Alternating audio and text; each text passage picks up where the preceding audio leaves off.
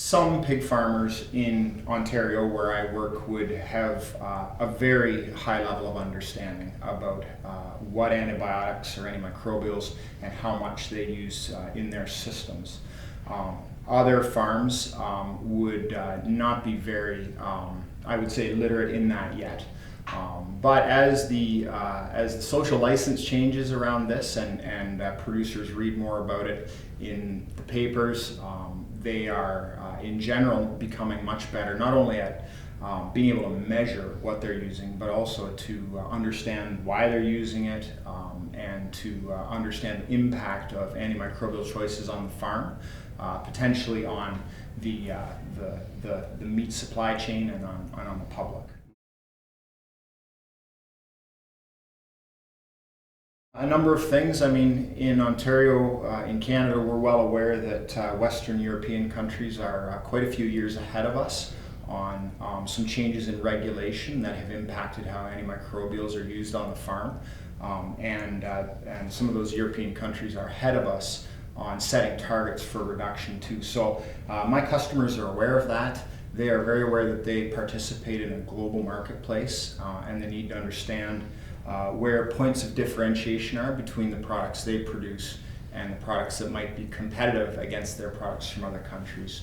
And within Canada too, you know, there has been a general move in the human and veterinary health fields towards a One Health approach where we try and focus on zoonotic diseases and antimicrobial use, antimicrobial resistance issues that cross the species barrier from the farm into human populations.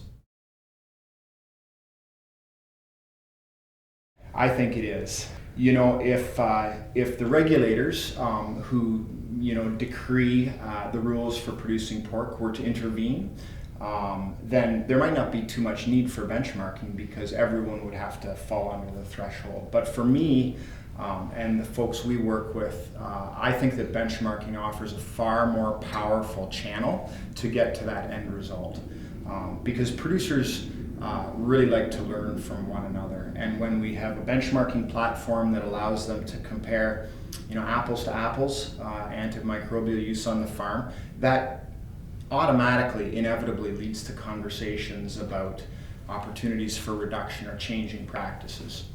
And let's not forget, antimicrobials cost money, and our producers are always motivated to talk to their fellow producers and understand where there might be some opportunities to drive cost out of their systems. So, yeah, benchmarking is going to be an extremely valuable tool as Canada moves down the path of antimicrobial use reduction.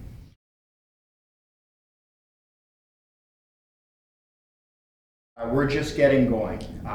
We have done some voluntary kind of sentinel or pilot projects with benchmarking on antimicrobial use. We've made some early discoveries about parts of the system where information is lacking or is not easily accessible.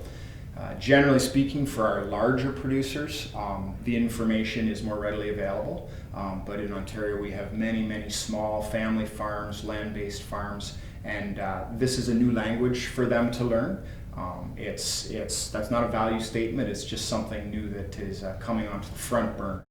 So there is some further work to do there to get the information into a form where it's useful for benchmarking.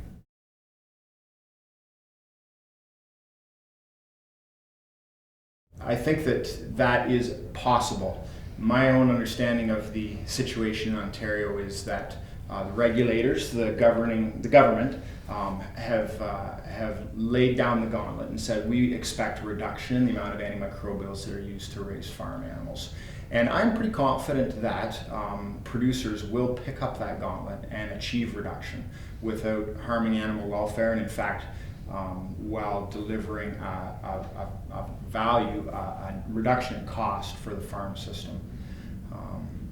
And so I don't think that in Ontario, I hope that in Ontario we're not going to have a regulatory hammer come down on us that forces a threshold for antimicrobial use.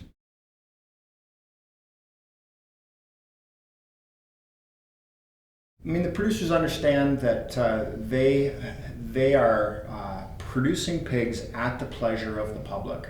Gone are the days when it was just assumed that the farmer was a good steward of the land and the animals. Now the public has expectations about the level of management on farms as they get larger and as the public gets removed from the day-to-day world of farming. And so I think our producers understand that. They're professional. They know that. They require the social license to produce pigs, and this is an important factor on maintaining that social license. So that is definitely above and beyond cost in this discussion.